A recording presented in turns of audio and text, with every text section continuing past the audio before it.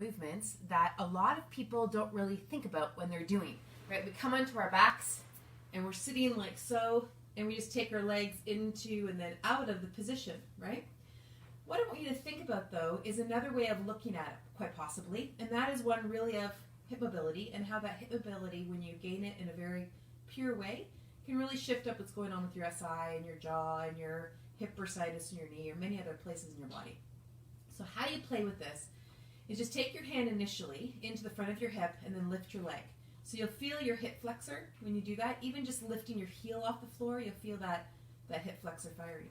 Then take your hands and rest them right here in the crease of your hip and slowly move that leg out into rotation. Now you'll see here at my foot, if I scooch back for you here, you'll see as I move, I'm just coming out onto the outside of the foot. I'm not letting that heel slide in.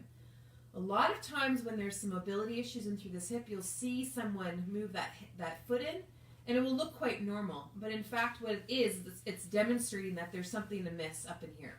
So just come onto the outside edge of that foot as you move. And so if you do these together, the pelvis is nice and quiet, the ribs are quiet, easy breathing, and the legs move like so.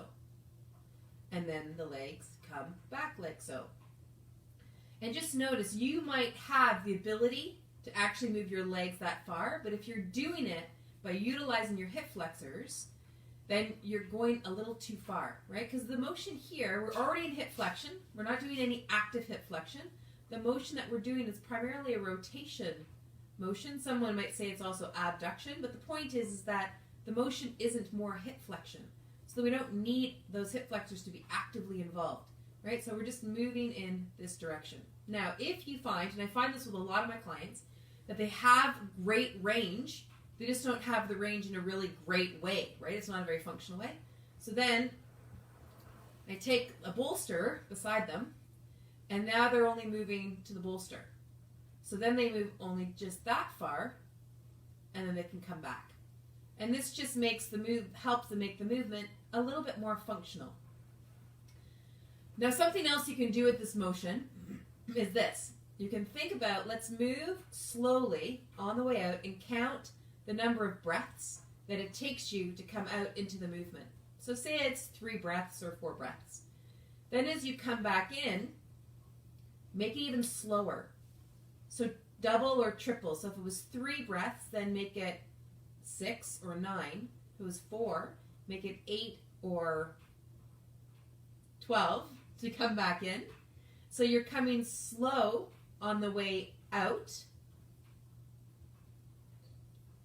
in a nice, easy, precise way where the front of your hip isn't getting all up and rigid. And then you're slowly, slowly, slowly, slowly, slowly, slowly, slowly, slowly, slowly, slowly, slowly, slowly, slowly. And again, take down, look at my heels again. I'm not sliding my heels in. I'm not sliding my feet in towards Baddha Konasana. I'm just moving. The primary movement is through this hip joint. And you'll see it coming out on the edge of the foot slowly. This is all easy and soft, easy and soft. Because the idea is we don't want to get rigid and braced and then move, because then that is what is going to be the neuromuscular pattern that we're going to develop, and that is what will be considered normal.